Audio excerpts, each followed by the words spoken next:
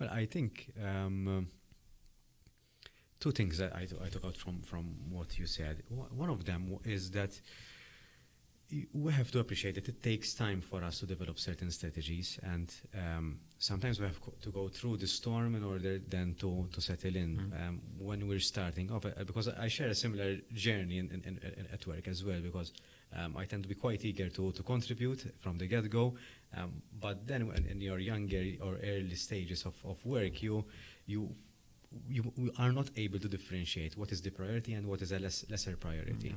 And you would need to go through that and learn the hard way to see, okay, this can wait, but this cannot wait. Because obviously the question would be, what are the things that can wait and that cannot wait? And that comes with experience. That you can't magically know what can wait and what cannot wait.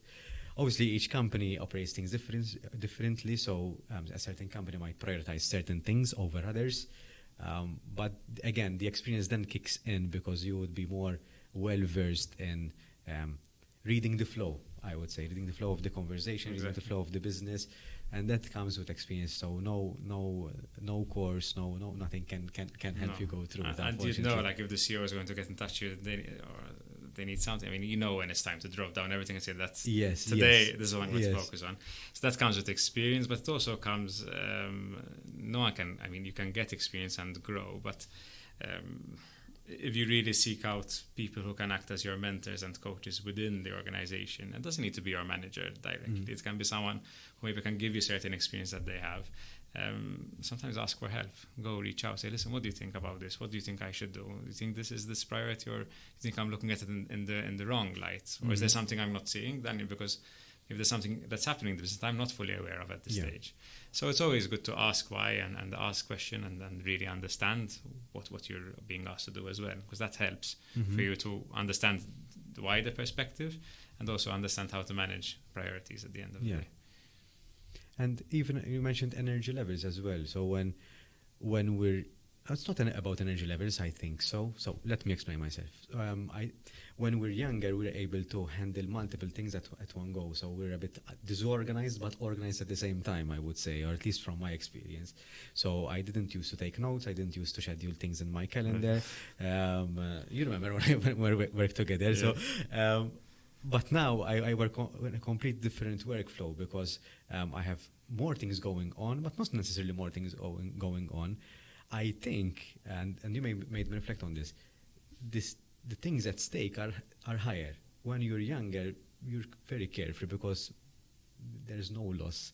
But when you grow older, there is perhaps reputation, perhaps your status, perhaps your family or dependents. So there are more things at stake if you do a mishap. Exactly. And that comes with a price because it's very anxiety provoking at times as well. So we have to manage the anxiety that comes with it as well.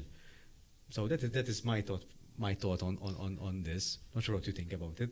And I think, the carefree aspect comes when you're younger, that sometimes you don't think things twice. So now you need to really reflect and think things through. And I think like when we're young, we're all a bit maybe more, I don't know, had that drive to push it. It's okay, we can do it.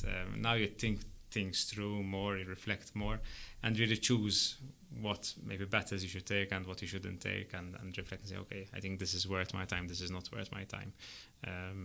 So yes, it's a balancing act, as we said, but I don't know, somehow you mentioned about like reminders and diaries. When I was young, I did not have a diary. I think that's memory related, but or is there so much things that I need to store in my mind now? But somehow I used to remember every appointment. Everything I used to remember. Today it's not about that I can't remember, but the calendar is so efficient and so handy. Maybe it made us lazy. That's what because I put everything into my calendar, reminders.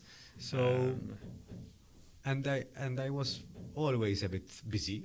I had always many things going on. So, but I used to remember everything. So I think we got a little bit lazy. I think it's efficient to have them there because you don't forget. But we embrace technology. We embrace it too much. We embrace it too much then. But that's what the brain operates. The brain is there to think creatively, so it's not very good and efficient at organizing lists and ticking things. So that is actually what is recommended, that we leave the brain to think in a creative way and to solve problems.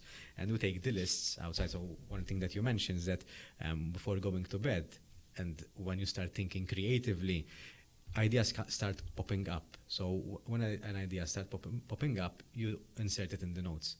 Because the brain is not wired to think in checklists or to remember certain stuff. It has a very good memory recollection, but it's not there to its main function is not that.